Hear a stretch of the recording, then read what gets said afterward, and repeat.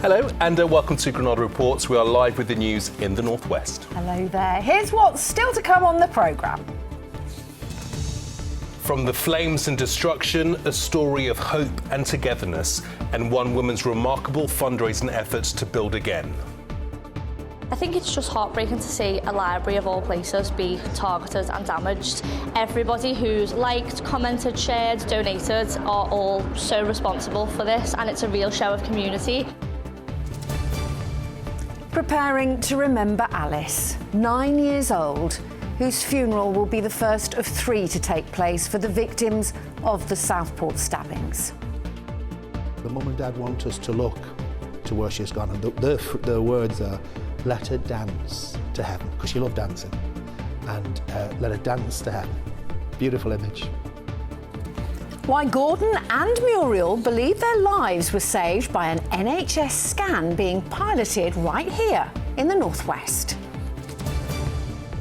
And with the weekend knocking on today's door, what is in store for us? Warmer temperatures or more rain? Join me later and I'll let you know.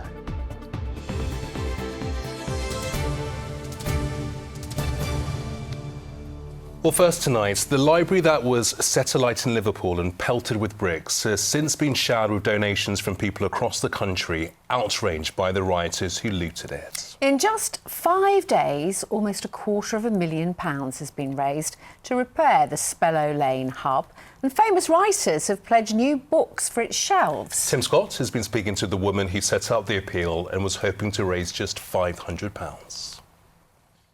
One of many sickening sights during the recent unrest, Spellow Library in Walton only reopened last year, set alight last Saturday for no reason.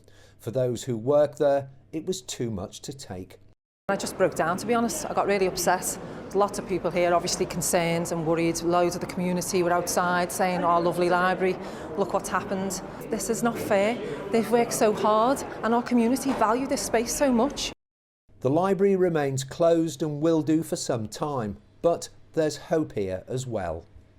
I always love to read, my daughter loves to read. I think everyone feels that special place in the heart for a library and for the way the books bring us all together. Local mum Alex McCormick's fundraiser to replace library books had a £500 target, but now the donations have topped £225,000. In my head, we'll raise £500, we'll just replace some of the books that were, burned. I never ever thought that it would get to the point that it's got to now, to be honest. And it's a real show of community, and it makes me proud of the community, to be honest. So you've managed to do all this in less than a week, and you're getting married on Sunday. Yes, I am, which I pick my moments, as several people have said to me, but we don't do things by half, and I wouldn't have changed this week for the world. It's been really lovely to see the community come together and to get, to know all the people who are connected with the library as well. The damage in here is all too apparent. Charred walls, fixtures hanging off the ceiling and the acrid smell of smoke. But the library structure remains sound, and it's hoped that with help from the local community and of course the cash from that amazing fundraiser, this place will be up and running before too long. Local people told us they're tired of the violence, yet proud of how Walton has reacted. I don't want no more. It's not fair on the community. The money that they've raised is just unbelievable, really, really. The people are all coming together. Business Minister Jonathan Reynolds visited the library today, impressed with how the community have reacted. The crowdfunder, the money raised, the resilience of the community, the willingness from the council to get the services back up and running as soon as possible. It was exactly what you wanted to hear. There's now a sense that Walton and the rest of the city can perhaps put recent events behind them, and the eventual reopening of Spellow Library a symbol of the desire to move on. Tim Scott, ITV News, Liverpool. Yeah, we look forward to that. The funeral of one of the 3 girls killed in Southport will take place this weekend. Family and friends of 9-year-old Alice de Silva Aguirre will gather at St Patrick's Church, where earlier this week her mum and dad celebrated the short life of their only child. They and the relatives of those killed and injured in the attack have joined the condemnation of the wave of violence that's followed, saying it is not in their children's name. We can cross now to our correspondent Elaine Wilcox, who's in the town centre, where people continue to leave messages of condolence. Elaine. Yes, everyone who's met Alice has told us about her infectious smile. The 9-year-old was described at a special celebration of her life as radiant, caring and confident. Her parents, clutching their daughter's ballet shoes, were supported by family and friends at that special service and the close-knit Portuguese community. Alice had only gone to that dance class at the start of the school holidays as a special treat from her mum. Now her funeral will take place at the weekend at St Patrick's Church, where her family have celebrated lots of happy memories. On Sunday her parents will say their final goodbyes. Now their parish priest told us he only spoke to Alice the day before she was killed, but says her family have been given huge comfort from the outpouring of love and support here as they remember all 3 families who've lost their daughters. Each person is so precious, and Alice is so precious, as is Elsie and Bibi, who we're remembering in the Mass. The mum and dad want us to look to where she's gone, and the words are, let her dance to heaven, because she loved dancing, and let her dance to heaven. Beautiful image. Now, it was the mum of 7-year-old Elsie Stankham who had to appeal for the violence to stop the day after her daughter was killed. Now, the family of the last little girl to be discharged from hospital have said they are deeply saddened by the disorder and the attacks on our police forces, adding the police were first on the scene and stood by their daughter's side as she was safely taken to hospital. Now, as people still coming here leaving messages have said their hearts go out to the 3 little girls, Elsie, Alice and Bibi, and they say that the racist violence is not in their name. Elaine in Southport, thank you. Yes, some beautiful memories, mixed, of course, with the sorrow felt in Southport and beyond. But there has been fear as well, of course, particularly among communities targeted by racist rioters. Police investigating the disorder expect to continue making arrests for months. In the northwest, some of those held have been as young as 13. Well, earlier today, I went to Bolton to talk to 4 young people from the Muslim community about what life has been like over the past 10 days. Sammy, a terrifying couple of weeks. What's going through your mind right now?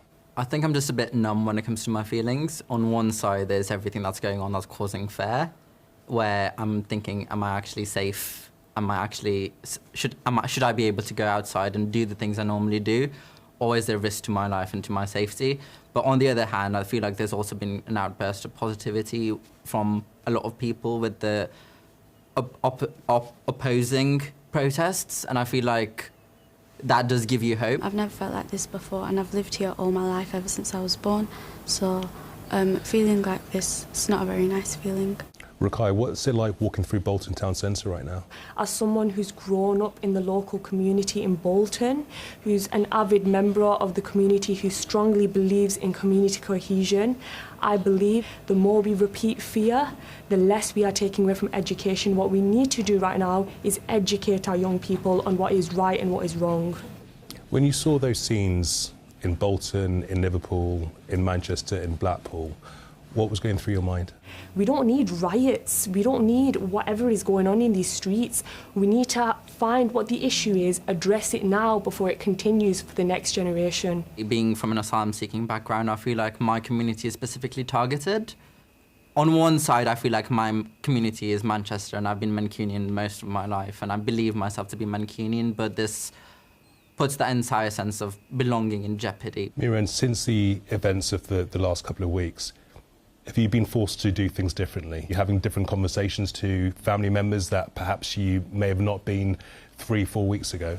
Absolutely, Gamal. I received a call from my mother the other day, which, a call I've not received for years. Being 28, it's not every day I get a call from home to say, where are you okay, how are you getting, how are you travelling, how are you getting about. And I could hear the worry in her voice, and that's not something that I often hear. So it's distressing to know that, that your family and your loved ones are concerned for you in this way as a result of everything that's going on. Rukai, just tell me what it's like to be scared in the country that you were born in the country that you were raised in. It's something I haven't felt before, ever. I've grown up in this country. I was born in Royal Bolton Hospital. My mum's raised me. My mum's a dental nurse. My dad's an avid member of the community. He works in North London. He owns a fruit and veg shop there. I've grown up. This is all I know. All I've known is hard work. So for me to feel fear coming here and speaking to people of colour, to see people of colour in this conversation and for me to second guess whether I can go out of the house is it's a very strange feeling, to be honest. I'm looking at things and I'm thinking this is very weird. However, I do feel like we have the power to change the conversation. Fear-mongering is a real thing, and fear is a real emotion that humans feel deeply. I was in bed the day the riots were happening at 11:30, and every single time someone walked by the house, my anxiety spiked, and I was like, am I safe? What if they're actually targeting the house I'm in? What if someone breaks the window? What if I'm asleep and I hear glass shatter and a brick comes through my window? And what if I actually won't be alive tomorrow? What if someone... It's just these what-if questions that make you question whether you're safe and make you paranoid about everything that's going on. Well, I don't think people quite appreciate the treatment that ethnic and minority groups are receiving right now. And it's very difficult to understand that as well. I think the need for education is so strong, both in the sense to sort of put right some of these misideologies that these people have, these perpetrators have, but there's no clear path to that. It's not a straightforward solution, and it's certainly going to take a long time. This is our home. We're not going anywhere. I don't plan to go anywhere for a long time. I plan to stay in this country and establish myself and build a career here. If I want to do this, I need to do this for my brother so he can look at me and say, you've done this, I can do this. But if we stop it now, the next generation is going to have no hope. There's going to be nothing left for them. Sammy, is there a reluctance to take on Islamophobia? In my head, this is terrorism. I get the same feeling currently that I did when the Manchester Arena bombing happened a few years ago. I was 14 at the time, and I feel the same sense of fear that I did back then, being like, what if I go out and I don't come back home in the same way I did? What if I come back, or what if I don't come back at all because I'm dead? It's just, when you look at it, it is Islamophobic, it is racist, it is terrorism, and we need to blatantly say it and mark it as such so other people don't think that it's okay to be doing what's happening out there. For some people, they need to educate themselves. They need to find out more about this problem and say that this is going on in our community and it's not right and it's not fair for the Muslim community. We should come together and help and protect them. Rakai, can you see a way forwards? The way we move forward from this is we bring people together. They want us to hate each other? No, we're going to come together. We're going to show them that's not what we're about. We're going to go opposite to what them. We need to not, like you said, fight fire with fire. We're going to put water in the fire. We're going to get rid of that anger. We're going to show them that's not what we're about, anger. If it takes time, it takes time. But if this is what we need to do for the next generation, then so be it.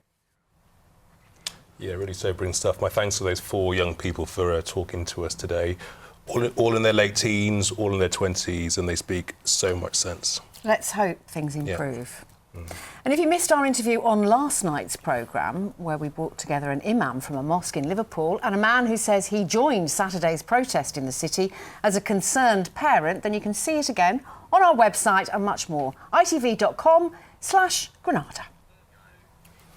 OK, more of the day's news now, and CCTV has captured the dramatic moment 2 masked robbers were chased from a Northwich antiques shop by its owner. Andrew Isley threw items at the would-be thieves who were brandishing iron bars after they attempted to break into a cabinet with £30,000 worth of silver inside. After pelting them with items from the shop, causing around £5,000 in damage, the men fled empty-handed. The former Spice Girl singer Mel B will be switching on this year's Blackpool Illuminations.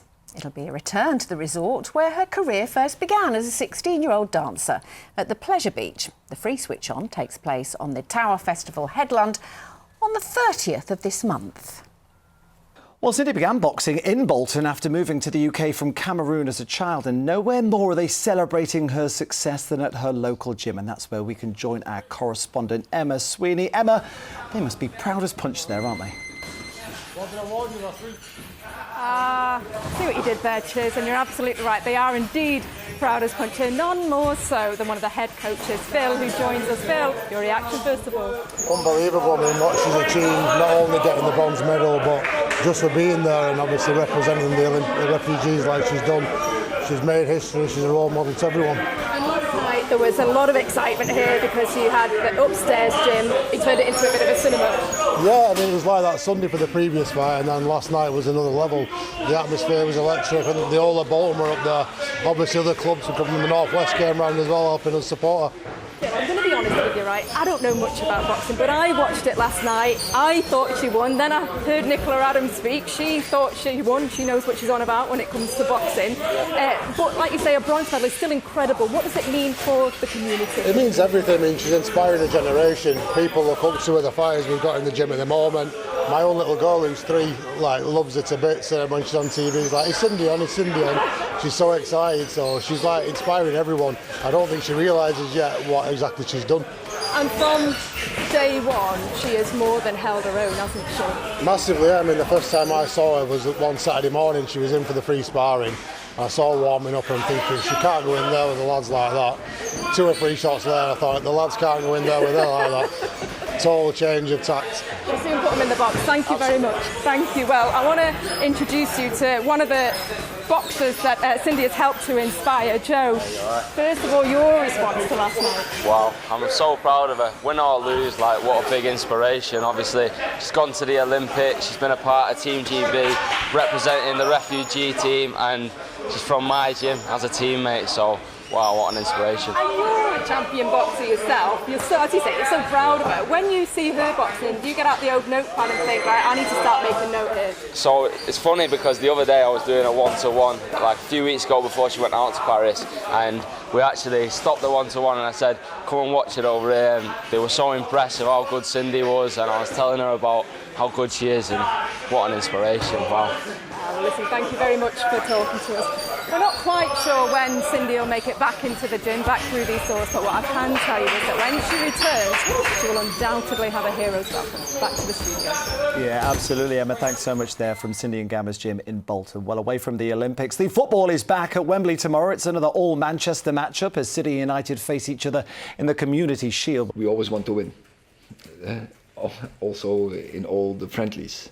And it's about the trophy, yeah. And so we will put out a team that is very competitive to win. We don't go into big risks with players. My energy rise again, so I'm fully, I would say, excited for the season because I see things that I like it, and we'll see. It's a new challenge. Like if we are able to break our own record, so looking forward, come back all together and restart and see.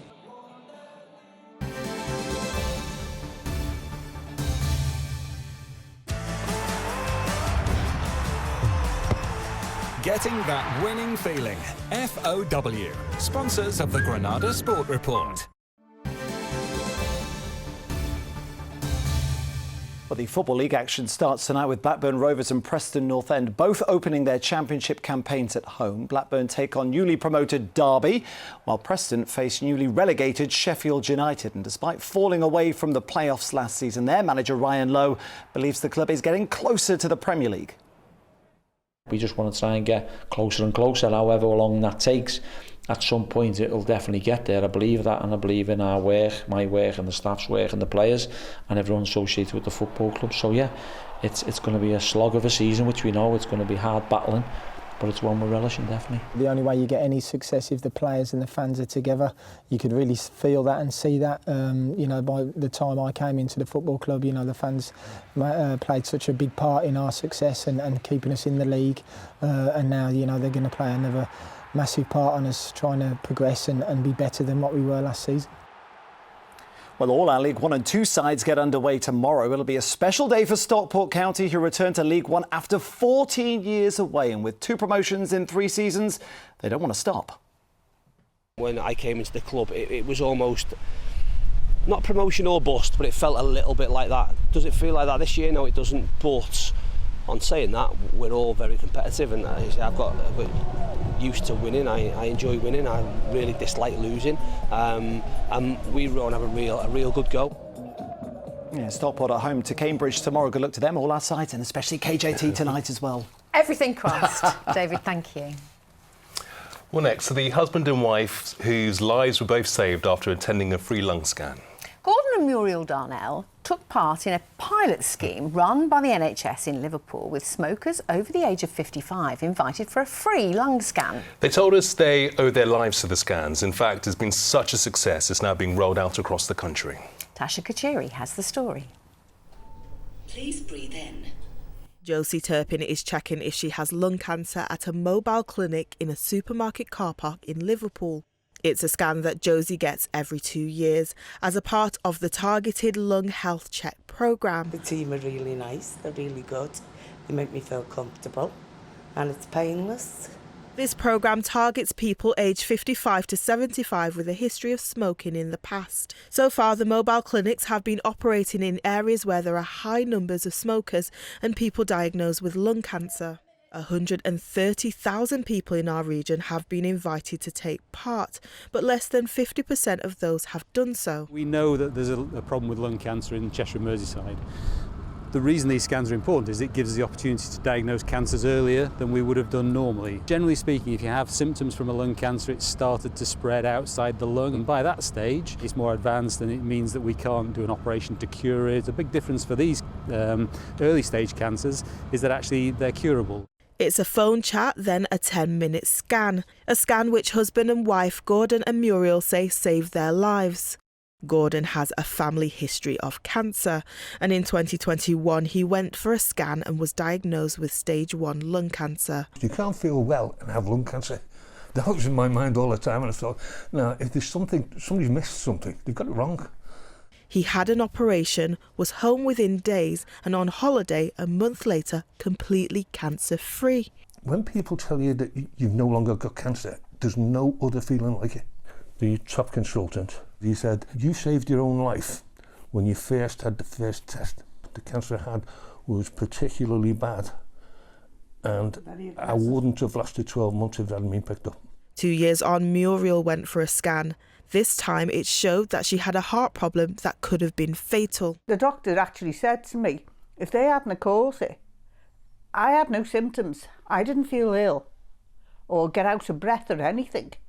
He said, it would have just progressively got worse if you'd have carried on the way you were. And the first thing you could have known about it was having a massive heart attack or a stroke. We wouldn't have known. Nobody would have known. Just because we went to for these scans, it got picked up. The initiative will be rolled out across the country by 2027. For now, this mobile clinic will be in Warrington next month, and it's hoped that more people will come along and get checked out. Anybody who gets the opportunity to go and have one of these tests, even if you feel great, just go and do it. It might save your life, 10 minutes. It'll save the National Health a fortune. Everybody wants that. Tasha Kachiri, ITV News, Liverpool. Yeah, good advice from Gordon and Muriel. Let's see what the weekend weather has in store. Here's Des. Have you burnt tea again? I'm scraping the cooled oil into the bin, not the sink. Can we eat outside? It's nice. United Utilities sponsors ITV Granada weather. Hi, great to see you. Thanks for joining me for your weather story. Not a bad day today, Friday the 9th of August, the end of what many people call the end of the working week. So as we push forward into the next couple of days, what is happening when it comes to our weather story? First of all, a couple of photos to show you. This one's been sent in by Karen from Liverpool, established as a borough all the way back in 1207, and then gained more prominence in the 17th century. And this next picture is being sent in by Monica from Manchester. Now, our weather story is improving if you're into warm temperatures, certainly by the time we get towards Sunday. And we can thank ex-tropical storm Debbie for that. All that warm, humid air being sucked up into the atmosphere. It really invigorates the jet stream, and as it moves from west towards east, with the aid of this high pressure that's going to build in for Sunday, we get that warm air over top of us, and that means we're going to see temperatures certainly in the mid-20s, possibly higher by the time we get to Sunday. Heading into the overnight story, clear spells first of all. It's going to be a dry night and then the clouds start sweeping in from the west. It should be, like I say, dry, but it's going to feel fairly humid. Temperatures between 13 and 16 degrees, 61 degrees Fahrenheit. Waking up tomorrow morning, best of the weather to the far east of our patch, and then we continue with this cloud sweeping through. Bit of an overcast end to the day, and we will see isolated showers from that. The wind speeds die away a touch, but still fairly breezy. Temperatures maxing out at around 19 degrees, I should say. By the time we get to Sunday, temperatures are on the climb. Monday, though, we could see a thundery breakdown. Having said that, it still feels fairly humid. It's a little bit burnt. United Utilities sponsors ITV Granada weather. Very much. Well, the weather looks suitably fantastic on For Sunday. Alex McCormick's wedding on Sunday, that lovely lady who raised all that money for the library in Liverpool. Yeah. I know what I was doing the week before I got married, and it was all about me, not a good cause. Congratulations to you. Have a wonderful day. Bye-bye. Bye-bye.